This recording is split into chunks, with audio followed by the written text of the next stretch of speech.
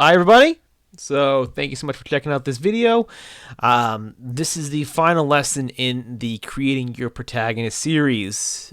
If you've been following along, by now you'll have come up with your character, the general backstory for them, the synopsis for your story, and their motivations. That's a lot.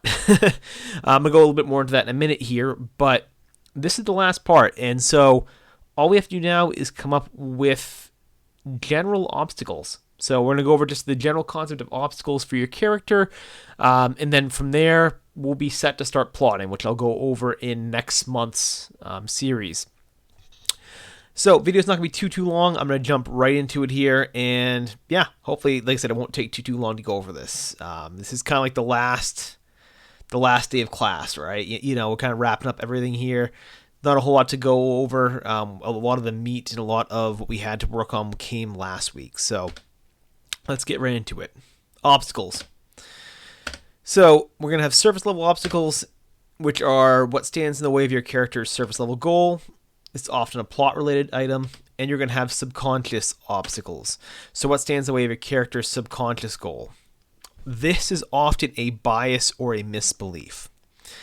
And so what you're going to do is you're going to come up and you're going to construct obstacles. So again, take a pad of paper, get on your word processor, whatever you do, and we're going to start going through this.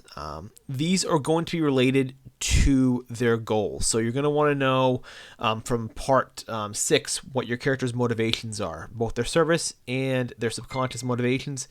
And then from there, we'll start working on the construction of the obstacles. So you're going to see an example right here. Last week I discussed my character's service level goal for my protagonist, which was they're looking to win, looking to be scouted to a national wrestling company, right? That's the main goal for the character, right? The plot level goal. Well, what's the obstacle? What stands in the way of the character getting that? Well, Protagonist 2, right? My other character stands in the way of them getting the contract.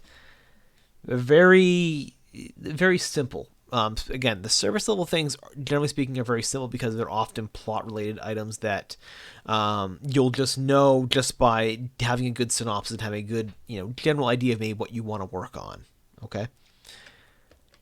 Now we get into subconscious, though. So again, this is generally a bias or misguided belief. If you look back at the lesson from last week, the subconscious motivation was they wanted validation. They wanted to prove themselves to their ex that they could be scouted. Okay, that's their subconscious motivation. So what stops that, right? What's I guess their bias or their misguided belief? Well, it's the belief that getting scouted and finally proving himself as a quote man to his ex will bring him closure. That's the misguided belief, right? That's the thing that sort of stands in the way of the subconscious goal. That's sort of like the obstacle to it. It's simply just misguided. Literally, it's just a misguided belief.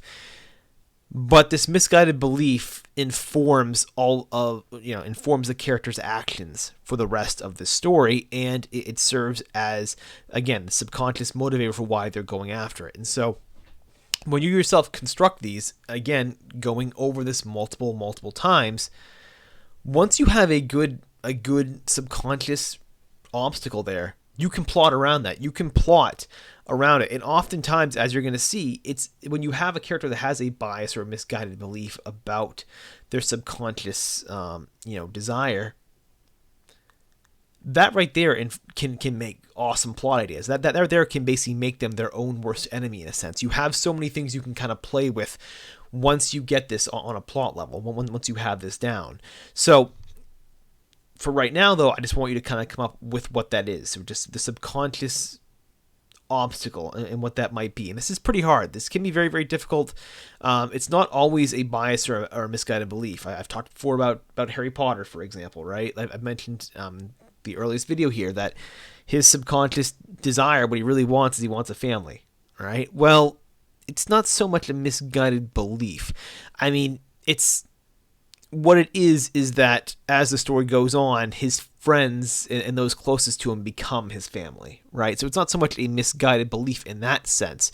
I guess it's misguided maybe in the sense that he didn't realize that could be his family, but really it's something that just comes over time. It just sort of informs itself over time. So that's an example right there where it's not so much a misguided belief that informs the obstacle, but just circumstance does, and overcoming that in sort of satisfying that comes in a way that's not necessarily expected of the character. The character in book 1, Harry Potter, does not necessarily realize that those closest to him, at the school, are going to become his family in a sense, and like in a very real way, they actually do literally become family. At least one of the characters.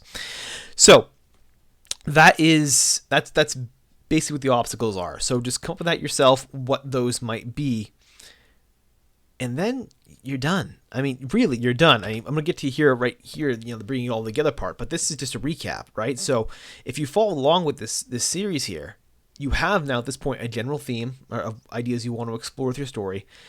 A basic synopsis, it might be a paragraph. That's a fair synopsis to start with. Your character motivation, which should be at this point solid, and now the obstacles. This is what you need for an outline. If you have all this, you can start outlining your story. You have a good foundation to begin the outlining process.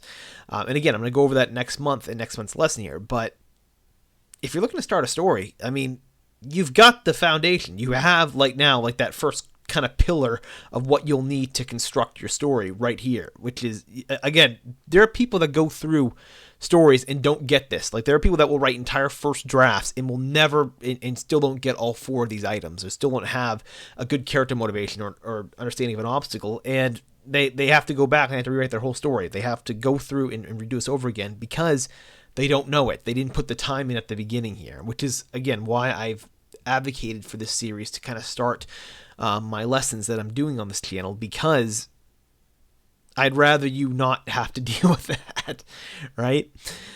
And so, again, if you follow along with this, you should be sitting pretty good. Yes, you may have some questions, and yes, some of this stuff is, again, it's not so much, it's not very formulaic. Not all writing is not always the most formulaic of things. It's not always the most clear cut of things. So you still may have challenges here and there in the process. I'm not saying it's going to be, this miracle easy thing, but if you've been able to come through this with a little bit more clarity on these areas, you've got the start of a plot.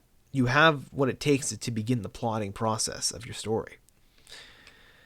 And so, just general things to be aware of. Well, one is just refining, constantly going through this. I've hammered this home in plenty of other videos before, and I'm going to say it again. It can take days or maybe even weeks. Your first concept and idea is not going to be one that sticks. You need to go deeper. And the other thing is, ask yourself, just why should anyone care? Why should anyone care about your character's motivation? Very specifically, the motivation part of it. If you don't care about the character's motivation, if it generally means that you haven't demonstrated or justified its meaning or significance to your protagonist. You can take the most cliched motivation, but if you've justified it through having a good backstory, for having a solid foundation, a reason for why they have justified these motivations to themselves, you can go forward. Like if you've been able to justify that to the protagonist, you can go forward. And generally speaking, that should be why someone would care. They may not buy into it, which is why on the page you need to justify. Again, when you write the story out, you sort of justify it so the reader believes it. But if you can justify this to the protagonist, you've got a story. You've got the start of a story, and ideally, people will care. Even if it's a cliched thing at the start here, they will care if you show it and if you write it in a way that justifies their belief in a satisfying manner. Okay, but that's going to be it. So again, this was the whole lesson. Again, not very long. I think 9 minutes, something like that. Awesome. Thank you so much for checking out this series. I'll be back next month for the plotting series. And this is something I'm looking forward to a lot, because when we get into plotting, when we get into kind of applying this, you should be able to come away with this with a very strong, at least a working plot, at least a working outline after next month to begin your story, to start going into it. And I've talked before about, kind of timing the series around NaNoWriMo. It's a whole kind of separate thing. But if you're following along with this in real time, well, after next month, you can basically start writing. You can start going through your first draft. At least that's my hope. So I do hope you've enjoyed the series. If you have, give it a like. And if you have any kind of questions on any of these items, leave in the comment section. I can get back to you. But otherwise, I will be back next month.